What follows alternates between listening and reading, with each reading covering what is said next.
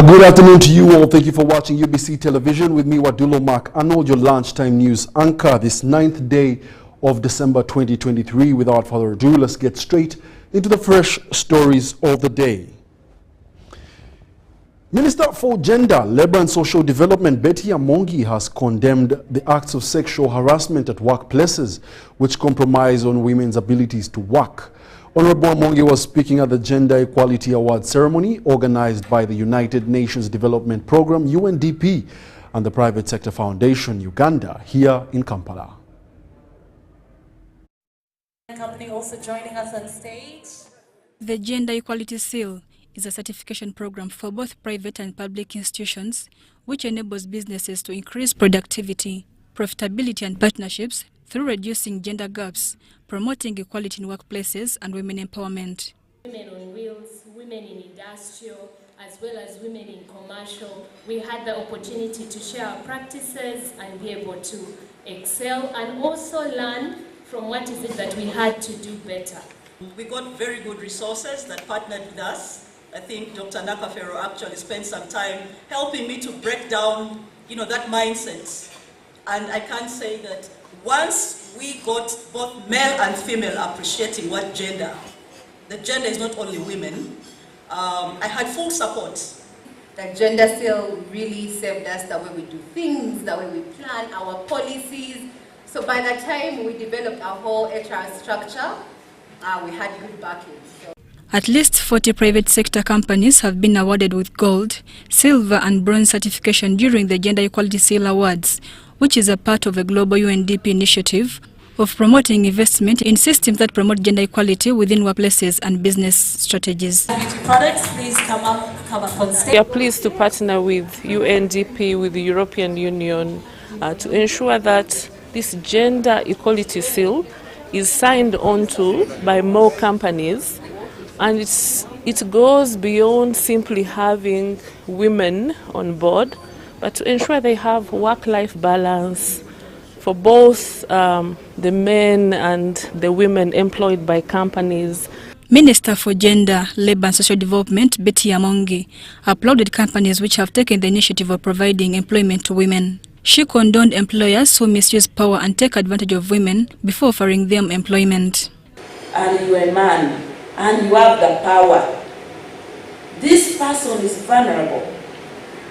And so, if you use your power to harass her sexually in a workplace and tie it to promotion, tie it to giving her trips, tie it to so many things, there is a likelihood that she can, of course, there are very many of them who will not say, I want the money and I want the job.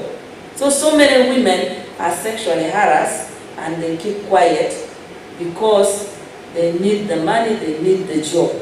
The UNDP resident representative of Uganda, Elsie Atafua, emphasized the role of Uganda's private sector institutions in championing gender equality and women's empowerment at workplaces. It is not only because of the branding or that you're doing a good thing, it is also good for business because there's empirical evidence that where companies have promoted gender equality, have empowered women, for example, those companies not only increase their revenues, for example, but also they do have enjoy public confidence from communities and many more people that they're supporting.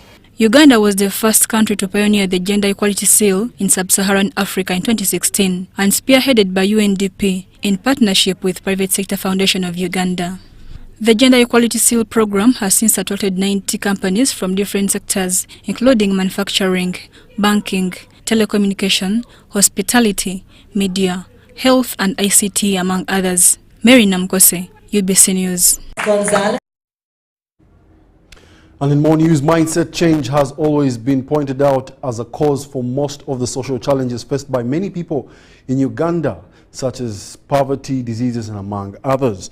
Now, Dr. Pastor Bujingo has sparked off a wave of transformation with a book called Unlock the Mind, with his main aim targeting the youth who need new strategies and empowerment messages to unlock their potential for a brighter future. We have a detailed report.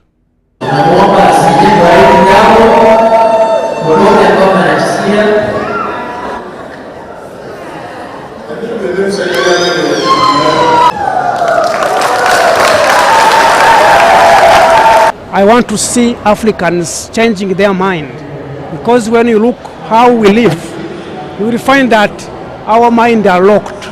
That's why you see our youth are yearning to go abroad to end up in unended slavery.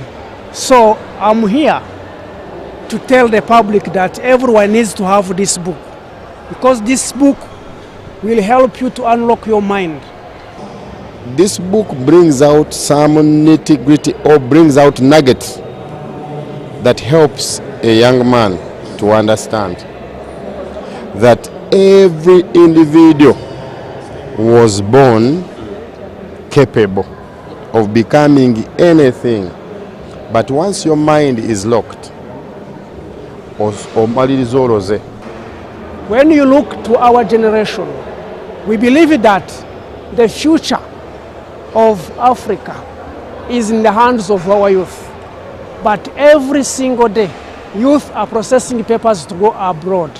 And when they reach there, they end up in slavery. Now, this book will help us to use our resources that we have to make sure that we can develop our continent. Instead of running, we can still make this continent to be a place where everyone wants to stay. Our problem is a locked up mind. We need to unlock our mind, and locked mind is because of lack of information. And Africans, even just telling them about a book, if I was launching a song, I would tell you to see the whole full. But you are launching a book that is going to work on your mental faculty to help your advancement. People, Africans fear text, fear information, fear knowledge. Yet information is power. That's what the Europeans successfully did to us, that Africans fear information. We are planning to start what we call Citizen Diplomatic Center. This is going to be a center which has the main aim to change the thinking of our next generation.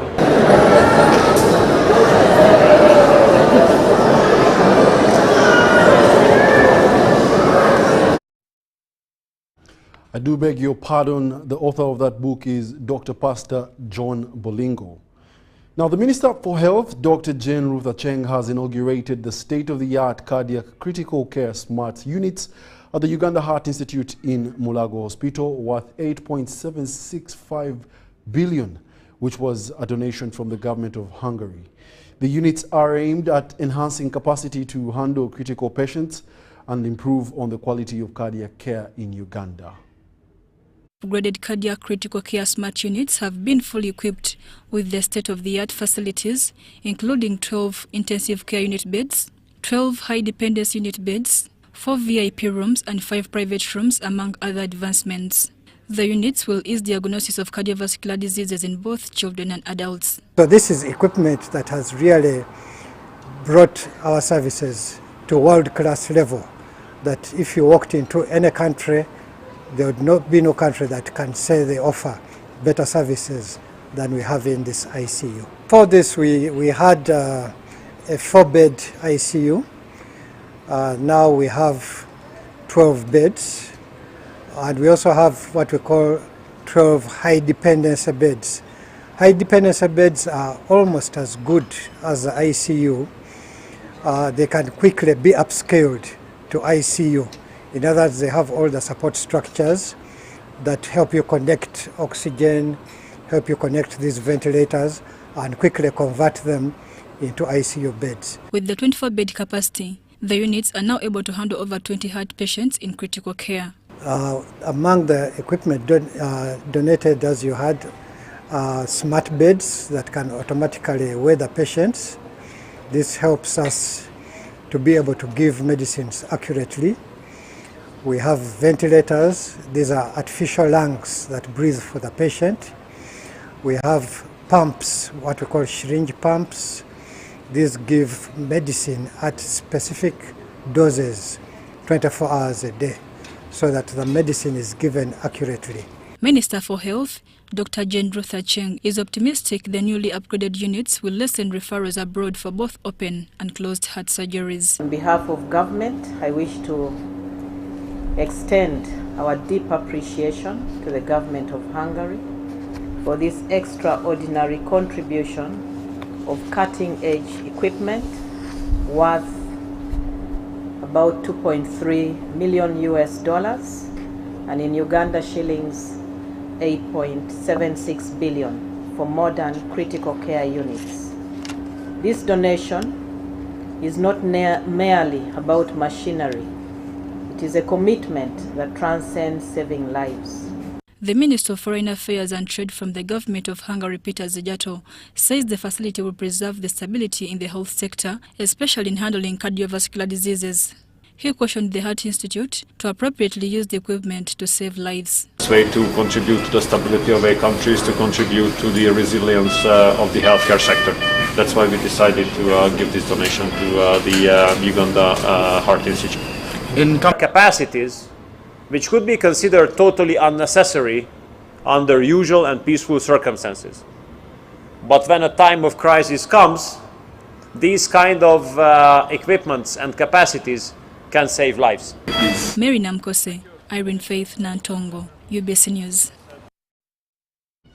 The Electricity Regulatory Authority has held the first public hearing towards the review of electricity tariffs for the year 2024. Now, during the hearing, electricity consumers asked for price reductions and raised the issue of unreliability of electricity, especially during rainy seasons. This marks the first step in the annual process of adjusting power tariffs. At the review of the electricity tariffs for 2024, Electricity Regulatory Authority targets to eliminate technical factors leading to power losses. The authority intends to initiate a regulatory framework of increasing new connections to moderate power prices. The authority approved the investment plans for generation, that is Uganda Electricity Generation Company, Uganda Electricity Transmission Company, Uganda Electricity Distribution Company, other distribution companies, and the Umeme Limited, towards implementation of various initiatives to provide adequate generation, increase the transmission infrastructure, upgrade, repair, and/or maintain and expand the distribution network in order to support the growing demand for electricity, improve reliability of supply in the different parts of the country, and promote access to electricity as well as reduce power losses. Public hearing is the initial stage in the annual process of determining electricity tariffs. This consultative forum evaluates sector performance for efficiency and effectiveness. In determining this tariff, it's one of the core focus areas: affordability by the consumer, reliability, quality of service, access to electricity and demand growth, but also sustainability.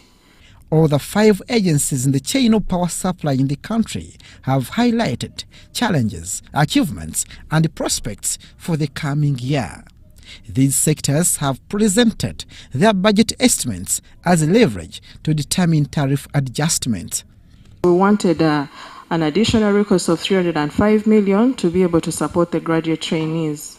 Our revenue requirement of 1.4 billion for the energy purchase costs. Take note of our investment requirement, 96, and also take note of the consultants' budget requirement, which is 6.1 billion.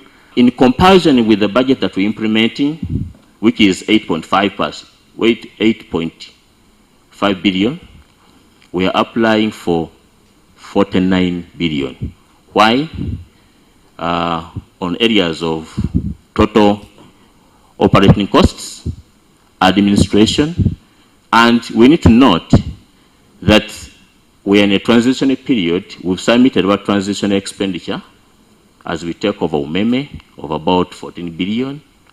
Power consumers have raised their concerns to the energy sector, which warrants attention for further industrialization and attainment of the country's development goals. At the upper end of the value chain, there is deemed energy.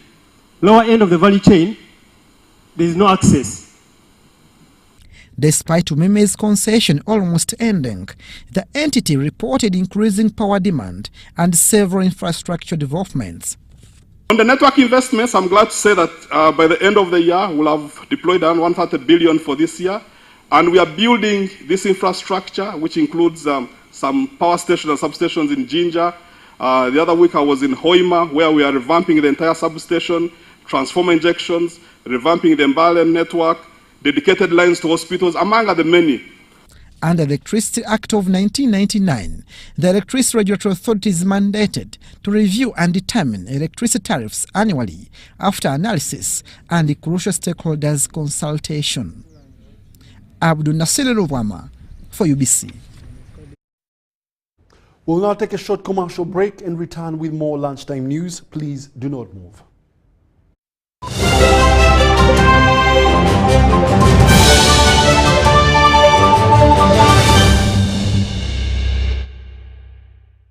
Meet Brian Namanya, a visionary and a game changer whose team at Tubayo is breathing new life into domestic tourism.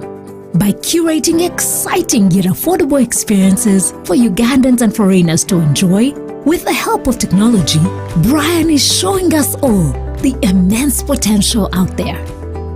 Those who know Brian know him as a serial entrepreneur who's always been challenging the status quo and won't stop now.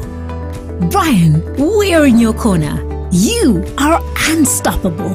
MTN, the Unstoppable Network, celebrates you.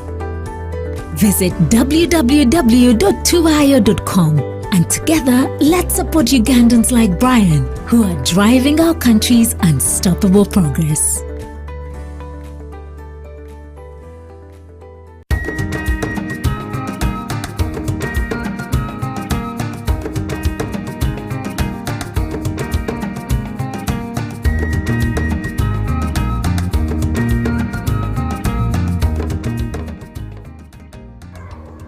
My name is Amos Muhinduki. I'm the chairperson loans committee for Chaka Central Produce Dealers Circle.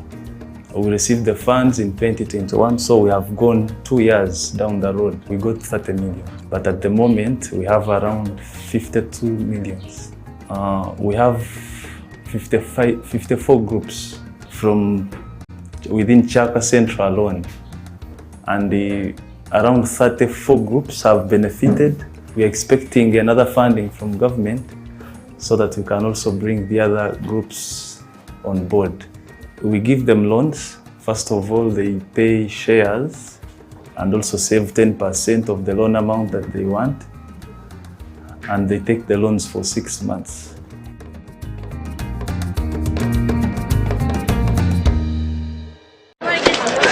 Junko. Yo.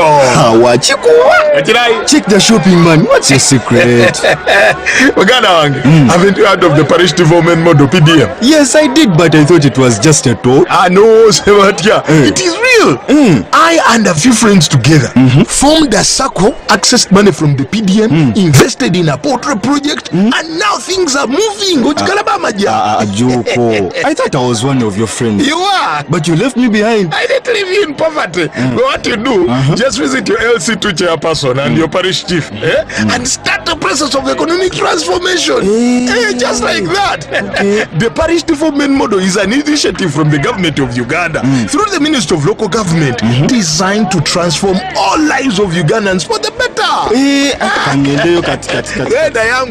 PDM, my parish, my development, my life. Meet Brian Namanya, a visionary and a game changer whose team at Tubayo is breathing new life into domestic tourism. By curating exciting yet affordable experiences for Ugandans and foreigners to enjoy, with the help of technology, Brian is showing us all the immense potential out there. Those who know Brian know him as a serial entrepreneur who's always been challenging the status quo and won't stop now. Brian, we're in your corner. You are unstoppable. MTN, the Unstoppable Network, celebrates you. Visit www.tuayo.com and together, let's support Ugandans like Brian, who are driving our country's unstoppable progress.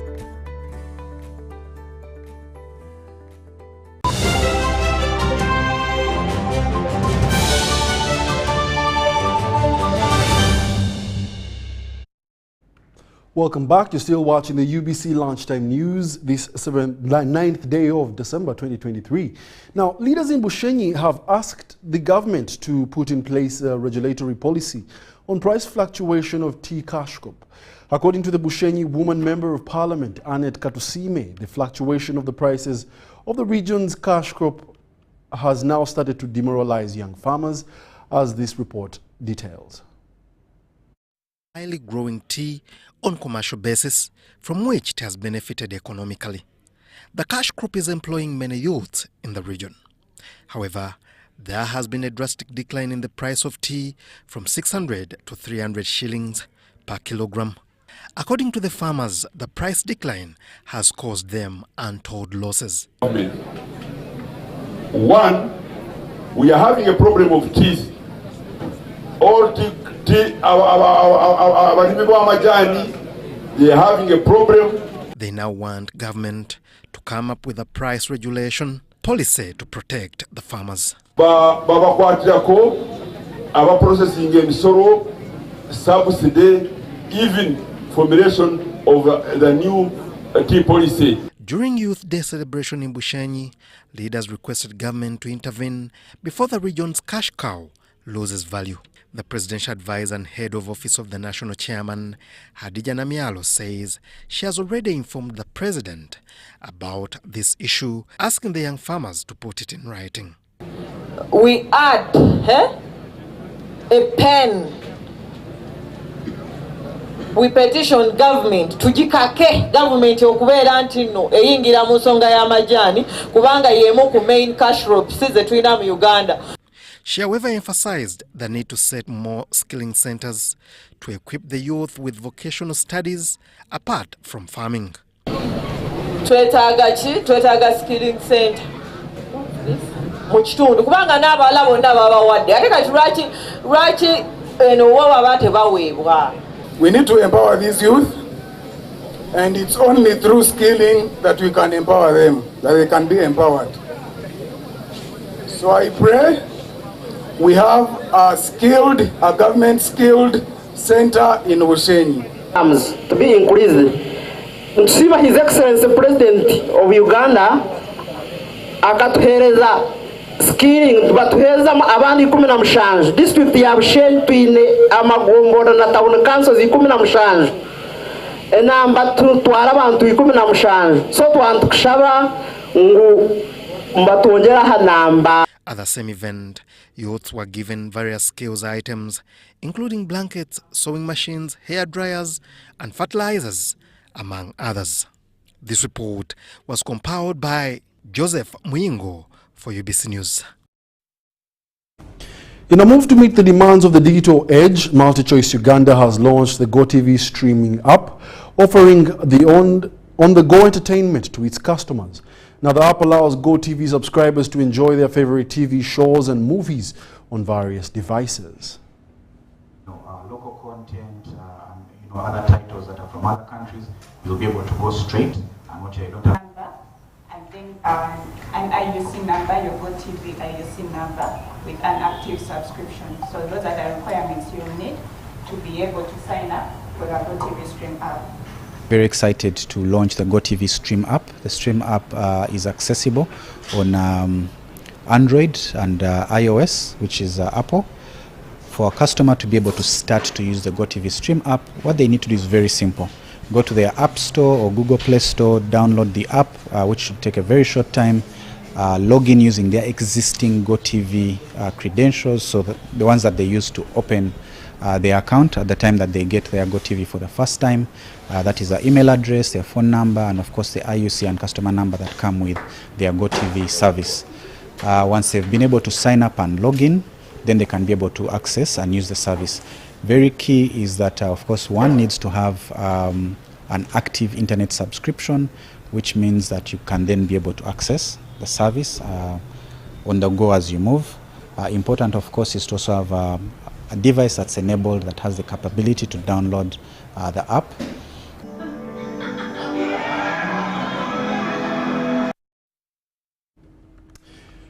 On the international scene, Olena Zelenska has warned that Ukrainians are in mortal danger and left to die if Western countries don't continue their financial support. Ukraine's First Lady spoke in an interview a day after the Republican senators in the U.S. blocked a key aid bill, which would have provided more than $60 billion worth of support to Ukraine. The White House has warned that U.S. funds for Ukraine could soon run out, but Republicans have held up a deal to authorize more assistance. They are seeking to secure compromises from the President Joe Biden and Democrats in Congress on funding for U.S. border measures in exchange for their support. Nearly 2 years since Russia's illegal invasion of Ukraine, the First Lady expressed grave concern over delays in funding.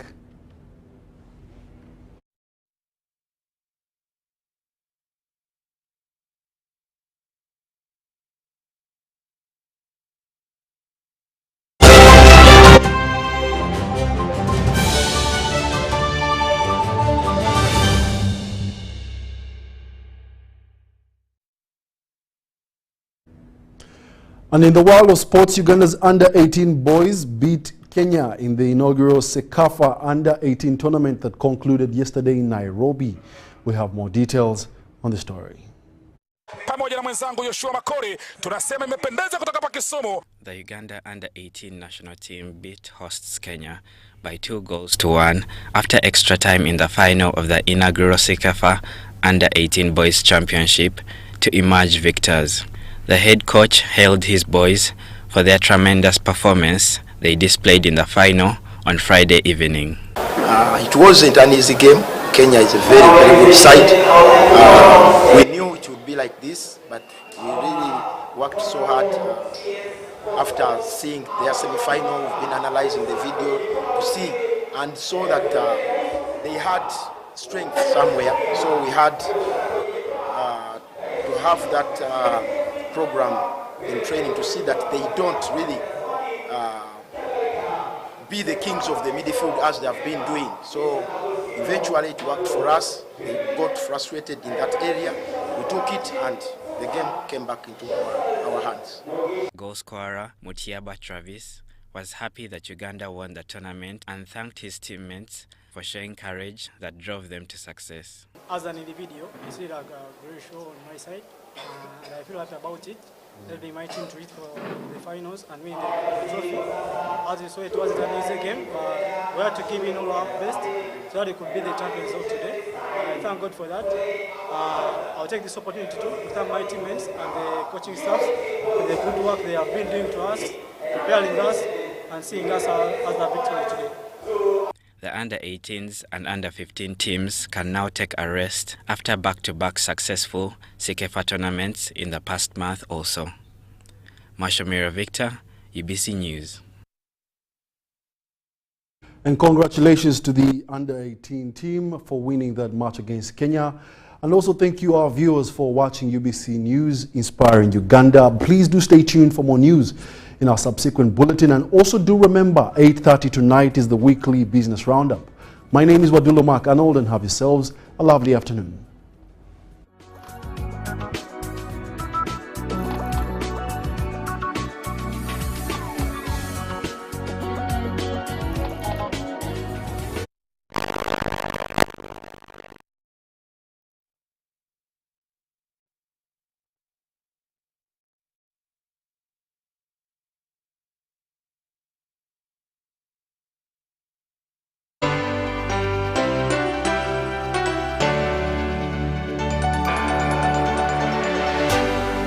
UBC, inspiring Uganda.